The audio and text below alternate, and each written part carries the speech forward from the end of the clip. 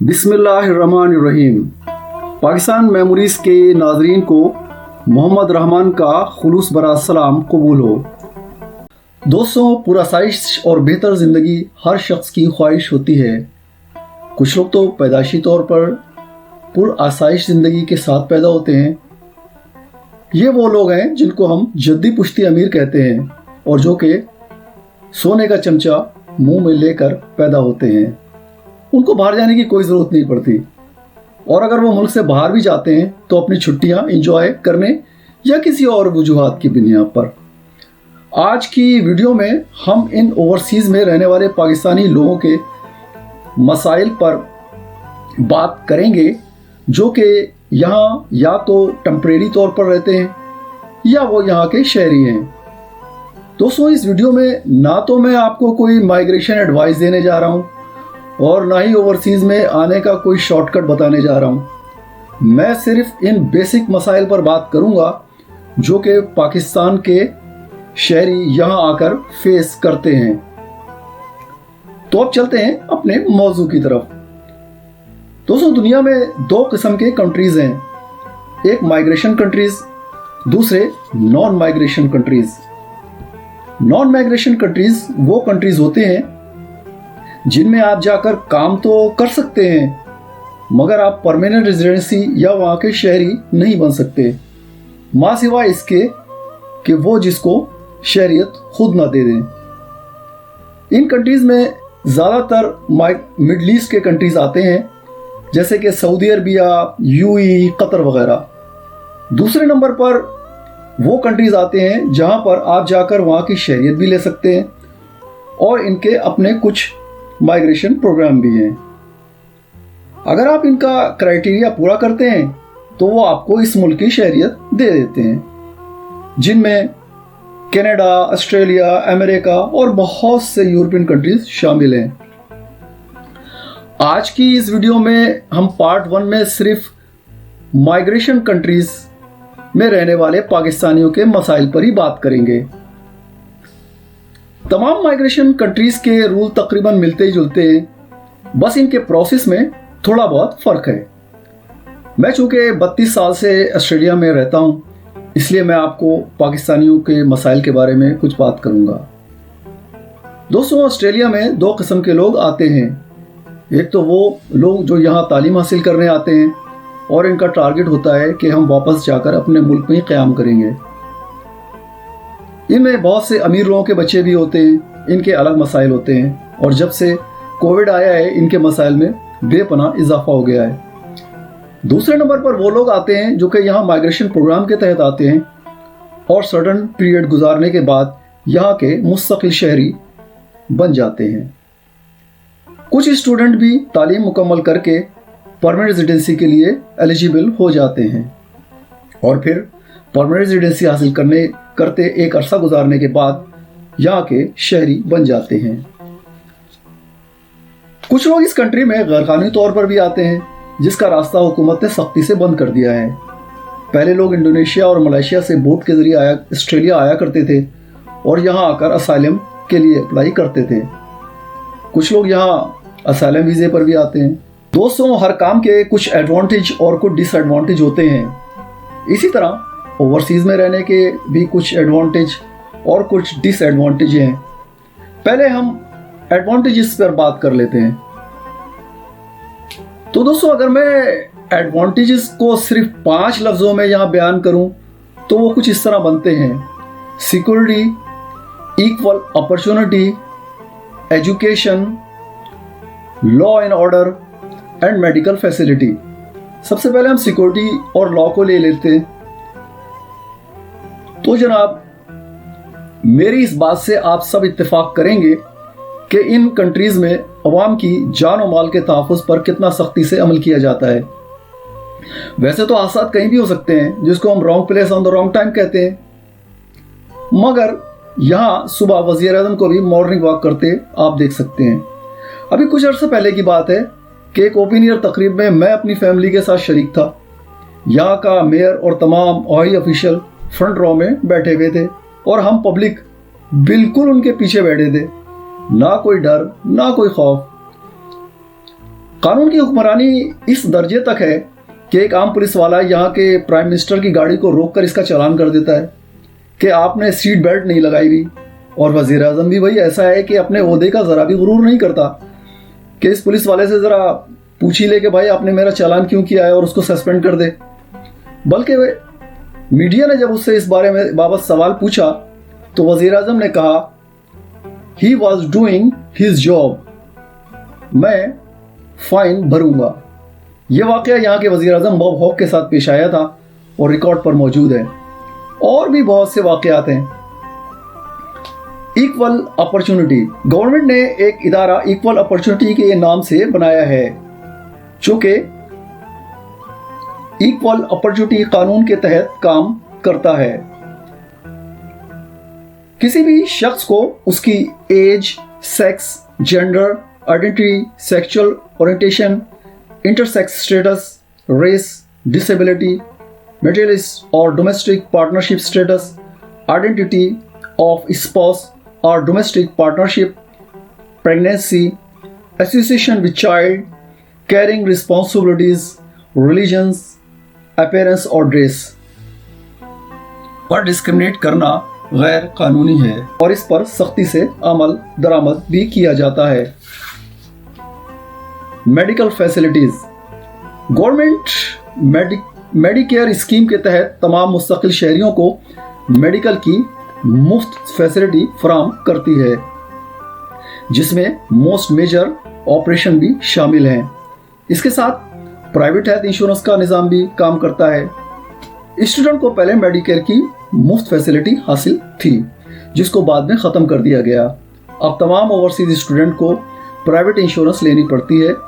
Government medicine scheme subsidy के तहत तमाम शहरियों को दवाएं डिस्काउंट प्राइस में फराहम करती है जिसके लिए आपके पास हेल्थ केयर कार्ड या पेंशन कार्ड का दिखाना लाजमी होता है जो कि आपको आपकी सालाना इनकम के बेसिस पर हुकूमत आपको फराहम करती है। एजुकेशन, ऑस्ट्रेलिया में 43 यूनिवर्सिटियां मुख्तलिफ शहरों में लोगों को हायर एजुकेशन मुहैया करती हैं जिनमें 40 ऑस्ट्रेलियन यूनिवर्सिटीज़, 2 इंटरनेशनल यूनिवर्सिटीज़ और एक प्राइवेट यूनिवर्सिटीज़ शामिल है। इसके अलावा मुत्तहिद हायर एजुकेशन इंस्टीट्यूशन भी लोगों को डिफरेंट डिसिप्लिन में कोर्सेज कराते हैं। ओवरसीज स्टूडेंट को इन यूनिवर्सिटियों में पढ़ने के लिए फुल टाइम कोर्स फीस देना पड़ती है मगर यहाँ के मुस्तकिल शहरियों को यह सहूलत हुकूमत डिस्काउंट प्राइस में मुहैया करती है और वो भी लोन की सूरत में, यानी कि हुकूमत पढ़ाई का खर्चा खुद देती है। दोस्तों, ये 5 बेसिक चीज़ें जो कि यहाँ के शहरियों को हासिल हैं। वैसे और भी बहुत सी चीज़ें यहाँ के माशरे में बहुत अच्छी हैं जिसका हमारे माशरे में फुकदान है। इसमें चंद चीज़ें, ट्रैफिक का निज़ाम ऑस्ट्रेलिया में बहुत आला है। इस पर मैंने एक वीडियो भी बनाई है जो कि आपको एंड स्क्रीन पर मिल जाएगी। ट्रैफिक में बहुत ज़्यादा डिसिप्लिन देखने में आता है जिसमें एम्बुलेंस की आवाज़ को सुनकर रास्ता देना, जेब्रा क्रॉसिंग पर ट्रैफिक का रुक जाना, सिग्नल पर इंटरसेक्शन में ट्रैफिक की मौजूदगी में ग्रीन लाइट पर होने पर भी इंटरसेक्शन में दाखिल ना होना वगैरह वगैरह। यहाँ के माशरे में बुनियादी तौर पर लोग बहुत ही महज़िब हैं। इखलाक से बात करना, नो वरी कहना, गलती हो जाने पर सॉरी कहना एक अच्छे माशरे की अक्कासी करता है। दोस्तों, अब मैं कुछ डिसएडवांटेज की भी बात कर लेता हूँ जिसको एक्चुअली में डिसएडवांटेज तो नहीं कह सकते बल्कि कहेंगे कि लोग इसको मिस करते हैं। सबसे पहले हलाल फूड की बात करते हैं। तो दोस्तों, जब मैं 1995 में एडिलेड मेलबर्न से मूव हुआ तो यहाँ पर हलाल मीट नहीं मिलता था, इसलिए हमें बहुत ज़्यादा परेशानी होती थी। मगर जैसे जैसे मुसलमानों की आबादी बढ़ती गई बहुत सी हलाल फूड और गोश्त की दुकानें खुल गईं और अब यहाँ पर हलाल फूड कोई मसला नहीं रहा। बल्कि पहले यहाँ ऑस्ट्रेलियन लोग भी हलाल फूड और हलाल मीट को नहीं जानते थे मगर अब वो भी हलाल फूड को जानते हैं। मगर जो लोग अभी भी कंट्री साइड पर रहते हैं उनको ये मसला लाहक है। रिलीजन प्रैक्टिस, दोस्तों, एडिलेड में सबसे पुरानी मास्क एडिलेड मास्क है, जो कि तकरीबन 200 साल पुरानी है, जो कि यहाँ तकरीबन 200 साल पहले अफगानिस्तान से आए हुए लोगों ने बनाई थी। बाद में मुसलमान आबादी के बढ़ने पर और भी मॉस्क बनाई गई। एडिलेड में इस वक्त 4 बड़ी मॉस्क हैं, जिनमें Adelaide mosque, Al Khalil mosque, Marion mosque, Wandana mosque शामिल है। अल खलील मॉस्क में एक हिस्सा कब्रिस्तान के लिए भी मुख्तस किया गया है। एम्प्लॉयमेंट सबसे बड़ा मसला लोगों को जो पेश आता है वो अच्छी मुलाजमत की तलाश है। चूंकि ऑस्ट्रेलिया का सिस्टम हाईली मेरिट के ऊपर काम करता है, इसके अलावा आपको मतलूबा मुलाजमत के उसूल के लिए एक सर्टन क्राइटेरिया को पूरा करना होता है।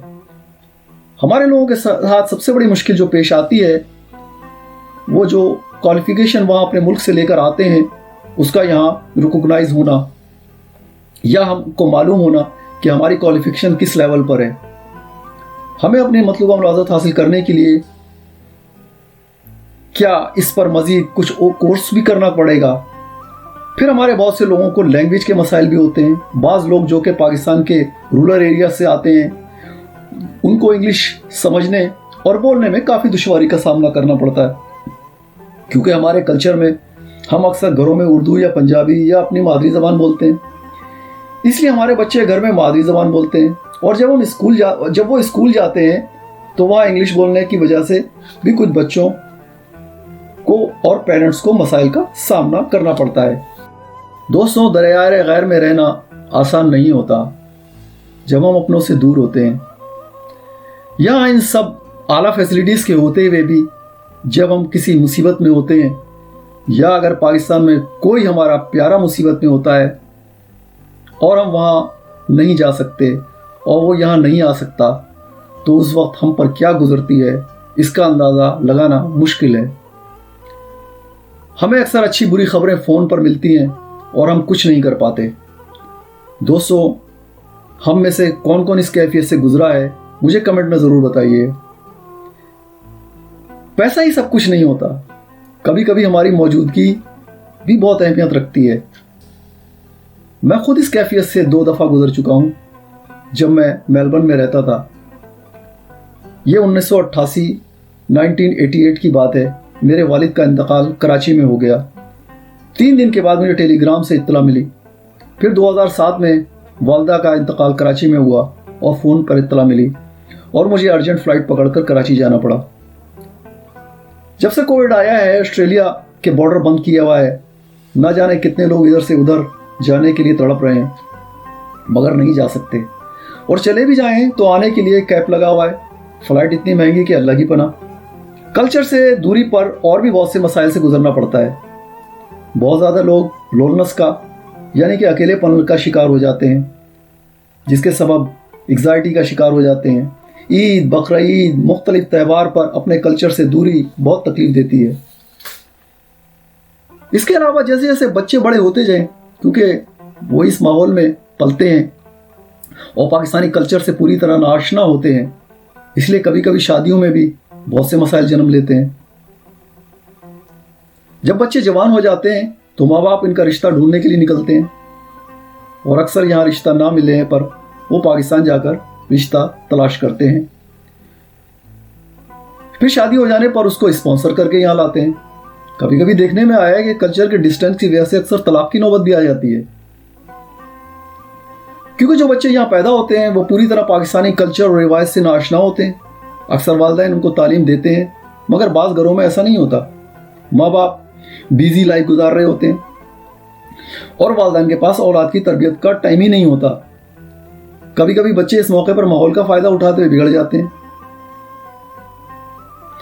दोस्तों, और भी बहुत से मसाइल हैं जिन पर बात हो सकती है, मगर इस वीडियो का पार्ट 1 यहीं पर इख्तिताम पजीर हुआ।